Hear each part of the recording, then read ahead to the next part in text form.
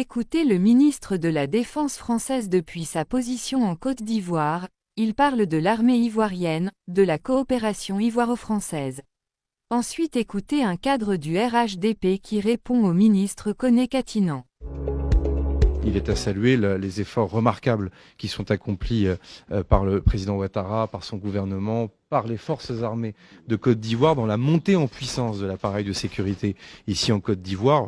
Pour dire les choses très directement, l'armée de Côte d'Ivoire n'a rien à voir aujourd'hui avec celle d'il y a 10 ans, et au regard des décisions politiques et budgétaires que vous êtes en train de prendre, l'armée de Côte d'Ivoire n'aura rien à voir dans 10 ans également. Et ça, pour le coup, ça fait de la Côte d'Ivoire un pays de stabilité, un pays dans lequel on peut nourrir et documenter un agenda de sécurité en commun.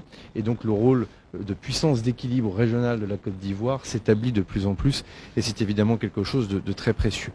On va essayer donc de continuer à nourrir cet agenda avec le président de la République Emmanuel Macron, qui nous a demandé de réfléchir à la réarticulation de la présence française ici en Afrique. Et donc au fond, on va fonctionner sur deux jambes.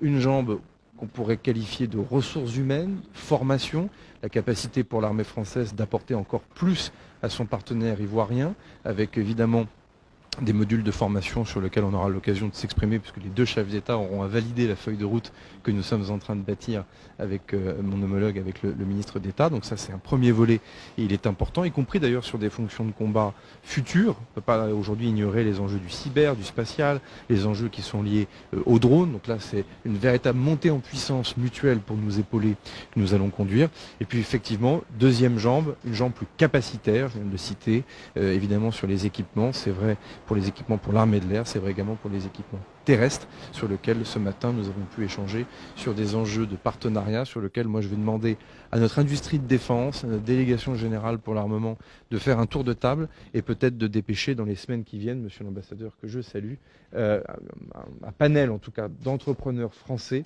sous conduite de la délégation générale pour l'armement, sous conduite également de la Banque publique d'investissement, pour faire des propositions à l'État de Côte d'Ivoire pour permettre justement d'avoir cette...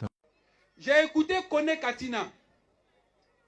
J'ai écouté Koné Katinan, un grand frère, économiste, une référence, qui dit que la Côte d'Ivoire est en train de s'endetter et c'est dangereux.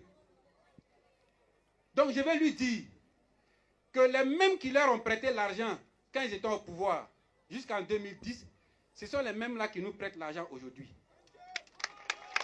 C'est parce qu'ils ont regardé leur visage en 2010, ils ont vu que leur visage, là, leur confiance ne valait pas un certain montant, qui se sont bloqués là-bas.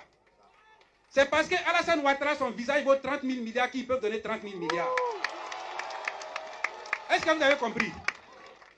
Celui qui a confiance en toi te donne toujours son argent. Celui qui n'a plus confiance en toi ne te donne plus jamais l'argent. L'argent même est confiance. Pourquoi? On parle de crédit. Donner du crédit. Le crédit, ça vient de la confiance.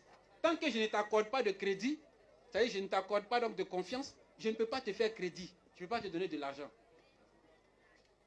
Et le crédit qu'on t'accorde, c'est en fonction de ce que tu vaux, en termes de confiance. Si quelqu'un te donne crédit 10 000 francs, c'est que ta confiance à ses yeux vaut 10 000 francs. Si quelqu'un te donne crédit 1 million, c'est que ta confiance à ses yeux vaut 1 million. Suivez-moi bien, vous tous qui êtes ici. Si votre camarade vient vous demander 1000 francs en crédit, il dit je vous paye ça dans une semaine. Ceux qui vont lui donner, levez la main. Tout le monde. Donc, ça veut dire que vous savez que votre camarade dans une semaine peut vous rembourser 1000 francs. Maintenant, si votre camarade vient vous demander 1 million et puis il dit dans une semaine je vous donne, qu'est-ce que c'est qui donne? Il n'y a personne. Vous allez comprendre pourquoi je vous dis ça. Vous savez pourquoi? C'est votre camarade, hein, vous marchez avec lui tous les jours. Il a dit 1000 francs, je rembourse dans une semaine, tout le monde est prêt à donner.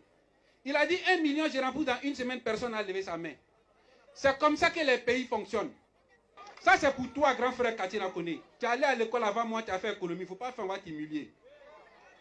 Ça, c'est nous, là, nous sommes la 3e génération après Alassane Ouattara. Donc, si à mon niveau, même déjà, il y a un problème, il ne faut pas essayer avec Alassane Ouattara. Vous ne pouvez pas nous donner de leçons d'économie. Le PPACI ou encore la défunte FPI qui est devenue PPACI ne peut pas nous donner des leçons d'économie. Regardez, tapez sur Google. Nous tous on est sur Internet. le face-à-face des présidents, sinon des candidats en 2010. La question qu'ils ont posée au président Laurent Gbagbo sur la question de l'endettement, de la dette extérieure, de la dette intérieure.